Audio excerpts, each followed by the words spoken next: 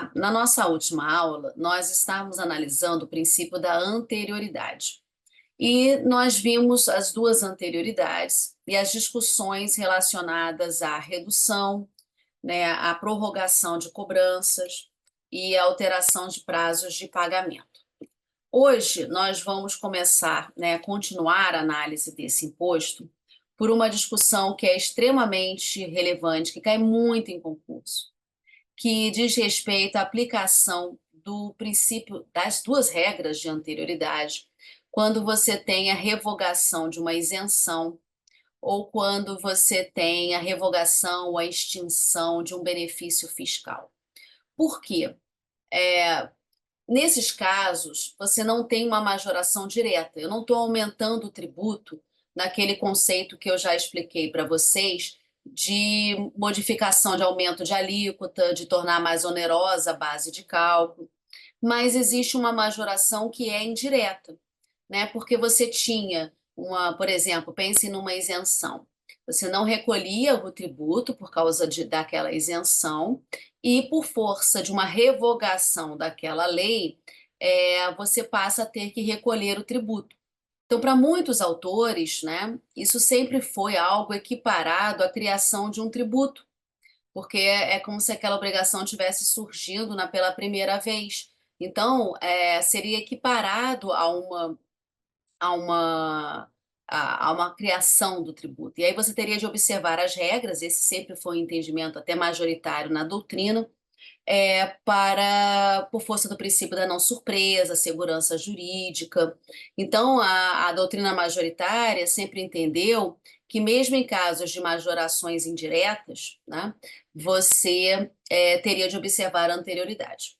E essa sempre foi uma discussão muito grande no Supremo Tribunal Federal, né? O STF, ele mudou muito de posição, ele foi e voltou várias vezes, ele tinha acordos em sentidos contrários, mas a verdade é que a jurisprudência do Supremo, de uns 2 anos para cá, mais ou menos, desde 2020, eu acho, faz mais tempo, né? Uns 4 anos para cá, começou a cada vez mais se firmar no sentido, e hoje eu diria que é pacífica. É claro que o Supremo é muito casuístico, né? Mas a resposta que é sempre dada como correta em todos os concursos é de que o Supremo finalmente adotou a corrente da doutrina majoritária, ou seja, revogações de isenções, extinções ou reduções de benefícios fiscais ou incentivos fiscais que impliquem em majorações indiretas de tributos devem observar as regras das anterioridades. É claro que tem casos que nós vamos ver que são exceções à anterioridade, mas, né, vai seguir a regra de qualquer tributo, né? Mas nesse caso, você precisaria sim de observar as duas anterioridades como regra geral, ok? Salvo alguma exceção constitucional, que nós vamos ver quais são. Então, essa é uma questão extremamente importante. Eu vou dar para vocês um precedente que foi do plenário do Supremo, que não tem repercussão geral, mas eu diria que foi um dos primeiros precedentes do plenário. Ele geralmente é citado como um paradigma dessa discussão, que é o RE 564225. 5642 de 25. Ele é de 2020, né? Na verdade, foi um recurso que teve agravo interno, embaixo de declaração, e esse é o último acordo desse precedente. O Supremo também, agora, eu acho, de uma forma para pacificar, né, o seu entendimento, ele reconheceu como tema representativo de controvérsia o tema 1108, com repercussão geral, que vai tratar exatamente da aplicação da regra de anterioridade, do princípio da anterioridade, em face de redução de benefícios fiscais. E aí é previsto num regime específico, que é o chamado regime especial de reintegração de valores tributários para as empresas exportadoras, que é o chamado Reintegra. O precedente vocês vejam, o Supremo é casuístico, ele vai analisando as legislações que vão chegando, mas toda a jurisprudência de 20 para cá sempre foi no sentido de que majorações indiretas, decorrentes de reduções e revogações de isenções, tem que observar a anterioridade, tá? Mas esse aqui é um primeiro precedente que está indo para o plenário com repercussão geral. Então, obviamente, essa discussão vai ser enfrentada, e aí na análise de um caso concreto, que é esse programa que é federal, ok? Então, eu diria que dessa parte geral, nós fechamos as principais controvérsias. Eu quero começar a ver com vocês as exceções aos princípios. E aqui é importante que vocês acompanhem com a Constituição aberta, porque as exceções são todas constitucionais, né? E cada artigo, cada dispositivo constitucional que eu for citar faz referência a outros. Então, para não ficar confuso, sugiro que a gente acompanhe junto, né, com o diploma constitucional aberto, que vai facilitar muito o entendimento. E tem exceções que são da anterioridade geral do exercício financeiro e tem exceções que são da noventena. Então, eu vou dá-las separadamente. Vocês vão perceber que algumas exceções são comuns, né? Aquela lei vai produzir efeitos imediatamente, e tem outros que não, né? Tem exceções à geral, que não é exceção à noventena e vice-versa. Ok? Então, vamos por partes. Vamos começar pelas exceções à anterioridade geral de um exercício financeiro para o outro. O primeiro dispositivo constitucional que traz uma regra de exceção é o artigo 150, parágrafo 1º da Constituição Federal de 88. Então, 150, parágrafo 1º. Então, vou ler com vocês o parágrafo. Ele diz: a vedação do inciso 3b, que é geral, não se aplica aos tributos previstos nos artigos. Aí ele começa a fazer referência. 148, inciso 1. Esse artigo 148, ele trata do empréstimo compulsório. E o empréstimo compulsório tem duas hipóteses, inciso 1 e 2. O que é exceção, e nós vamos ver que a exceção às duas, é a do inciso 1. Por quê? São casos de empréstimo compulsório que são instituídos em situações excepcionais, como guerra externa ou calamidade pública. Então, vejam que é uma situação que você não pode observar o exercício financeiro seguinte, né? Você vai estar numa guerra externa, né, no esforço de guerra, ou você está numa situação de calamidade pública. Então, obviamente, você vai instituir um empréstimo compulsório e você tem que cobrar imediatamente, tá? Então, mas é só a exceção ao inciso 1. Mesmo dispositivo constitucional, artigo 150, parágrafo 1º, ele continua. A vedação do inciso 3b não se aplica aos tributos previstos nos artigos 148.1, que é o que a gente mencionou, 153, 1, 2, 4 e 5. Esses artigos, esses incisos, são 4 impostos federais que eu tratei com vocês, porque eles têm uma finalidade extrafiscal e eles são exceções também à legalidade. Vocês se lembram quais são esses 4 impostos? Importação, exportação, IPI e IOF. Então, dentro daquela ideia de que você tem que ter maleabilidade para intervir na economia, então você não pode esperar o exercício financeiro seguinte, né? Você precisa ter maior maleabilidade. Por isso que você tem exceção para legalidade quanto às alíquotas, e você vai ter também uma exceção para anterioridade geral. Continuando o mesmo dispositivo. E artigo 154, inciso 2. O artigo 154, inciso 2, ele trata do imposto extraordinário, que nós já estudamos aqui também, né? O imposto extraordinário, ele só é cobrado em caso de guerra, iminência de guerra. Então, é uma situação especial, específica, né? E que exige uma urgência. Então, nesse caso, também é uma exceção à anterioridade geral. Segundo dispositivo constitucional, que traz uma exceção. Artigo 195, parágrafo 6º da Constituição Federal. Artigo 195, parágrafo 6º. Esse cai muito em concurso, né? Muito.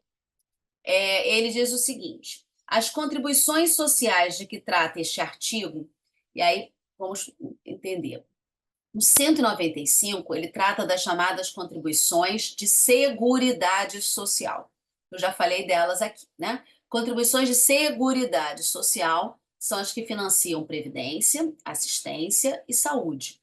Então, as contribuições de que trata esse artigo, que são essas, poderão ser exigidas após decorridos 90 dias da data da publicação da lei que as houver instituído ou modificado, não se lhes aplicando o disposto no artigo 153b. Ou seja, esse artigo ele excepciona a anterioridade geral e manda observar tão somente a 90ª. Só que esse é um artigo que existia desde a Constituição de 88, né? Vocês se lembram que eu falei para vocês que o 153C, ele que é geral, que se refere a todos os tributos, ele foi trazido por uma emenda de 2003. Esse 195, parágrafo 6º, ele existe desde 88. Então, desde 88, as contribuições de seguridade social só precisam observar 90 dias. E quais são exemplos, para vocês verem como isso é importante? Quais são os exemplos de contribuições de seguridade social que estão nesse 195, parágrafo 6º? COFINS, PIS, PASEP, a CBS, que foi instituído e que vai substituir o COFINS e o PIS, contribuição previdenciária, seja empregado, seja empregador, contribuição sobre o lucro líquido, a CPMF, que foi criada com base na competência residual da União, todas elas estão nesse parágrafo 6º. Todas elas financiam, ou já financiaram para as que foram extintas, né, como a CPMF e Seguridade Social. Então, Previdência, Assistência e Saúde. Então, esse parágrafo 6º é muito relevante. Mas vocês vejam, é somente para esse tipo de contribuição de seguridade. Existem contribuições sociais que não são para a seguridade, né? Então, por exemplo, salário-educação é uma contribuição social, nós vamos estudar, que não é para a seguridade, ela financia a educação. Então, nesse caso, apesar de ela ser uma contribuição social, ela é uma contribuição para fiscal, segundo alguns autores, né? Ela vai,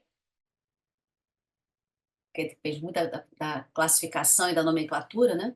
Mas eu sigo contribuições sociais. Então, contribuições sociais, salário-educação, vai se observar a anterioridade geral. Tá? Então, não é qualquer contribuição social que é exceção, somente aquelas que financiam seguridade. Outras contribuições sociais, repito, exemplo clássico, salário-educação, é que mais cai em concurso. Ela precisa observar a anterioridade geral, tá? Porque ela não é uma exceção, ok? Próximo dispositivo constitucional. Nós vamos estudar as contribuições, tá? Vamos estudar todas as espécies tributárias. Então, é só para a gente já ir formando o raciocínio. Terceiro dispositivo constitucional, que é uma exceção. Artigo 155, parágrafo 4º, inciso 4, letra C da Constituição. 155, parágrafo 4º, inciso 4, letra C. Eu já tratei disso com vocês, porque ele é uma exceção também à legalidade. É o chamado ICMS monofásico. Monofásico. Então, vamos ler lá o parágrafo 4º, inciso 4, letra C. As alíquotas serão definidas mediante deliberação dos estados e Distrito Federal, que são os convênios, alíquota C, podendo ser reduzidas e restabelecidas, não se lhes aplicando o disposto no artigo 153b. Então, quando ela for reduzida ou restabelecida, você não precisa observar a anterioridade geral. Quando ela for majorada, você precisa. Tá? Vejam que é para redução e restabelecimento. Né? Quando você majora, você tem que observar. Todas as exceções você interpreta literalmente, você interpreta de uma forma restritiva, ok? Porque aqui é uma limitação ao poder de tributar, uma cláusula pétrea. Então você vai ter que interpretar de uma forma bem restritiva, ok? A próxima exceção eu também já tratei dela aqui. Artigo 177, parágrafo 4º, inciso 1, letra B de bola. 177, parágrafo 4º, inciso 1, letra B de bola. É a chamada CID Combustíveis. Então, vamos ler de novo, para vocês lembrarem. É uma exceção à legalidade também. Então, 177, Parágrafo 4º, 1b.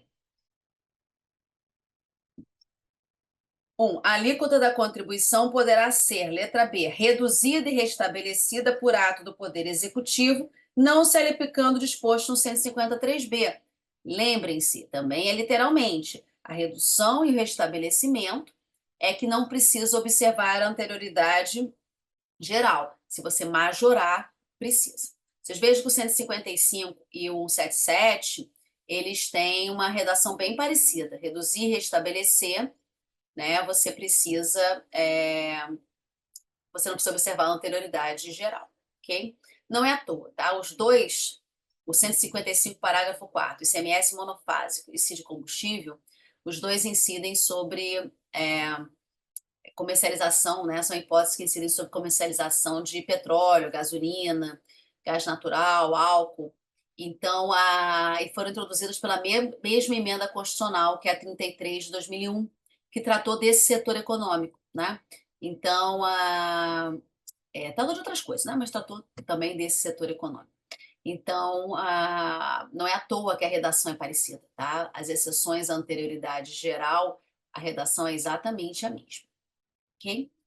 Da legalidade é que é um pouco diferente, mas a anterioridade é exatamente a mesma. Porque o ICMS tem os convênios, o que a CID combustível não tem, né? Mas, fora isso, para a anterioridade geral é exatamente a mesma coisa. Ok? Então, nós fechamos aqui as exceções à anterioridade geral, de um exercício para o outro. Vamos passar agora para as exceções da noventena, dos 90 dias. Quais são as exceções ao artigo 153C da Constituição Federal? Primeiro dispositivo constitucional, e antes da reforma só tinha um, né? É o artigo 150, parágrafo 1º da Constituição Federal. Ele traz também exceções para a noventena. Então, 150, parágrafo 1º da Constituição. Ele diz: a vedação do inciso 3C, que são os 90 dias, não se aplica aos tributos previstos nos artigos 148.1, empréstimo compulsório em caso de guerra ou calamidade pública. Então, vocês vejam que o empréstimo compulsório, nessa hipótese, não observa nenhuma anterioridade. Mas é fácil entender, né? Mesmo que vocês não conhecessem a regra, vocês poderiam chutar certo, né? Calamidade, guerra, né? Você não vai observar a anterioridade. A lei tem que produzir efeitos imediatamente. Mesmo artigo, continuando. O 153C também não se aplica aos artigos 153, 1, 2, 3 e 5. Aqui existe uma diferença que cai muito em múltipla escolha, certo e errado. É a chamada pegadinha, né? Existe uma diferença nos 4 impostos federais. Importação, exportação e IOF é comum, tá? Então, importação, exportação e IOF, por terem aquela finalidade extrafiscal, eles também são exceções à anterioridade à noventena, os 90 dias, na 90º, né? Eu uso as duas terminologias como sinônimos, tá? Então, eu não faço diferenças. Então, aos 90 dias, as duas são exceções, as duas anterioridades. Então, se você tiver lá, sei lá, majorando a alíquota, majorando a alíquota, você não precisa nem observar nenhuma das duas anterioridades desses impostos, tá? Agora, um exemplo, tá? Eu dei o exemplo da majoração. Existe uma diferença, porque o IPI é uma exceção à anterioridade geral, mas ele não é uma exceção aos 90 dias. E qual é, então, o imposto que é exceção aos 90 dias? É o imposto de renda. Eles são exatamente o contrário um do outro. O imposto de renda, ele não precisa observar os 90 dias, mas ele precisa observar a geral. E dá para vocês entenderem por quê. Lembra aquela discussão da irretroatividade das leis que eram publicadas no final do ano base? Se eles tivessem de observar os 90 dias, isso era ruim. Então, quando veio a emenda, né, a 42 de 2003, que trouxe a noventena, ela automaticamente excepcionou o imposto de renda, exatamente para ter que observar só de um ano para o outro. Porque naquela época, a lei podia ser publicada no último dia do exercício, que o Supremo dizia que aplicava o ano base inteiro. Né? O Supremo mudou de opinião muito tempo depois. Né? Tinha uma súmula, lembra que foi cancelado? Então, é por isso que ele é uma exceção aos 90 dias, mas ele observa geral de um ano para o outro. O IPI é o inverso. O IPI ele é uma exceção a geral, mas observa os 90 dias. E é interessante que quando veio a emenda, lá em 2000, a 42 de 2003, a União chegou a brigar até o Supremo Tribunal Federal para dizer que não fazia sentido o IPI ter que observar 90 dias se ele tem uma finalidade extrafiscal, né? Que na verdade até seria incongruente ter que esperar 90 dias da publicação da lei para cobrar um IPI majorado quando você para ter uma finalidade extrafiscal, né? Ele deveria seguir a sorte dos demais, que são exceções à legalidade e as duas anterioridades. Só que o Supremo Tribunal Federal diz o seguinte, o que eu acabei de afirmar, isso é uma exceção, né? É uma exceção, uma cláusula pétrea. Então, você precisa interpretar literalmente. O legislador constituinte derivado quis excluir o imposto de renda da noventena e não o IPI. Então, tem que observar os 90 dias. Então, o que costuma cair muito em múltiplas escolhas, certo e errado, são os dois impostos misturados, né? IPI e imposto de renda, porque eles são exatamente o inverso do outro. Então, para saber, né, aquelas pegadinhas, se o candidato está atento, conhece bem a exceção, ok? Voltamos para o 150, parágrafo 1º. Ele continua. A vedação do inciso 3C não se aplica ao artigo 154.2, que é o imposto extraordinário. Mesmo motivo do empréstimo compulsório. É caso de guerra. Então, é uma exceção às duas. Aqui vem uma coisa que é diferente também. Fixação da base de cálculo do IPTU e do IPVA. Vocês se lembram quando eu dei para vocês a legalidade e nós analisamos o artigo 97 do CTN? Eu dei o exemplo exatamente do IPTU e do IPVA. Porque a base de cálculo, a grandeza sobre a qual vai incidir a alíquota nos dois impostos é o valor de mercado. Só que os valores de mercado são estimados. IPTU, nós temos a planta genérica de valores, vocês se lembram? E no IPVA, nós temos a publicação de tabelas. Muitos estados adotam a tabela FIPE, inclusive. Então, vocês têm bases de cálculos onde o valor venal para fins dos dois impostos são estimativos. Então, e como é muito comum os municípios publicarem PGVs no final do exercício, no final do ano, porque o fato gerador, tanto do IPTU quanto do IPVA, eles ocorrem em 1º de janeiro de cada ano, se você tivesse de observar os 90 dias, você não ia poder atingir, né, aquele fato gerador que ocorre em 1º de janeiro, dependendo de quando foi publicada a PGV. Então, a publicação de plantas genéricas de valores, a publicação dessas tabelas, quando elas majoram o tributo, né, nos casos em que majoram, especialmente IPTU, tá? A principal discussão, como eu disse para vocês, carro desvaloriza, imóvel muitas vezes valoriza. Então, quando você tem que fazer uma publicação de uma PGV, você não precisa observar os 90 dias. Então, você pode publicar, por exemplo, aquela PGV em novembro de um ano, para valer a partir de 1º de janeiro do ano seguinte, para o IPTU do ano seguinte, porque o fato gerador ocorre em 1º de janeiro. Não é igual imposto de renda, né, que é um ano inteiro. O fato gerador do IPTU, nós vamos ver, ele acontece em 1º de janeiro. É um fato gerador continuado, ou seja, todo 1º de janeiro acontece o fato gerador.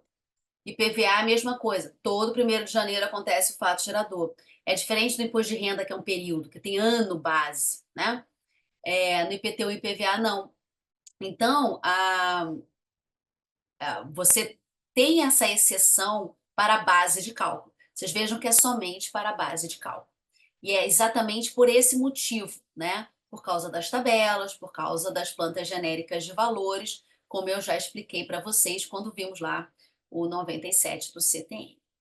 Ok? Então, isso também é importante. Isso cai muito, PGM e PGE também, especialmente, né? São os dois impostos de patrimônio dos dois entes, ok?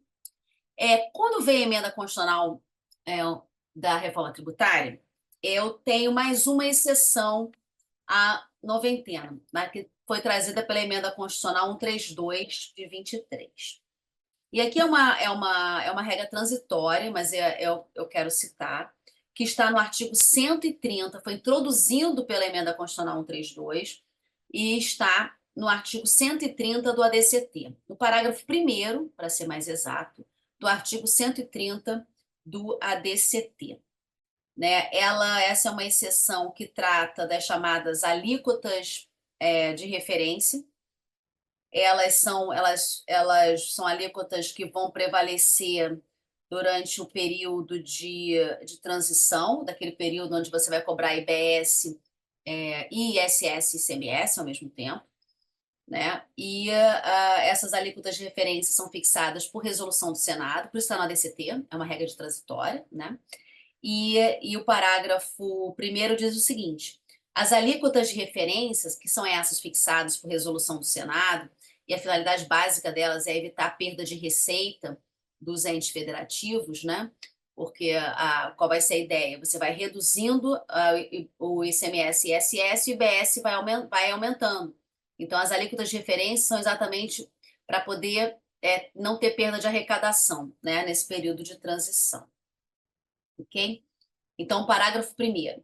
As alíquotas de referência serão fixadas no ano anterior de sua vigência, não se aplicando o disposto no artigo 153C, que é a noventena, com base em cálculo realizado pelo TCU, né? Então, os cálculos, para não ter essa perda de receita, serão realizados pelo TCU, mas as alíquotas de referência são fixadas por resolução do Senado. E é interessante que é uma alíquota de referência por esfera federativa. Por esfera federativa. Então, é por município, por estado, por união. Eu estou muito curiosa para ver como vai funcionar essa alíquota de referência para os municípios, porque os municípios têm realidades muito distintas. É claro que isso vai ser regulamentado pela lei complementar, né, que está, né, no Congresso Nacional, é a lei complementar 168, que trata do comitê gestor, né, e do contencioso administrativo, vai fixar também regras de transição, ok? Então, isso também é importante. Então, é para observar os 90 dias exatamente para poder, porque ela é calculada antes da vigência para valer para o ano seguinte. Ok? Então, fechamos as exceções e terminamos a aula de hoje. Na próxima aula, eu ainda vou falar de anterioridade. Anterioridade é uma questão que tem muita controvérsia, tá? E depois vamos entrar numa nova limitação. Então, até lá.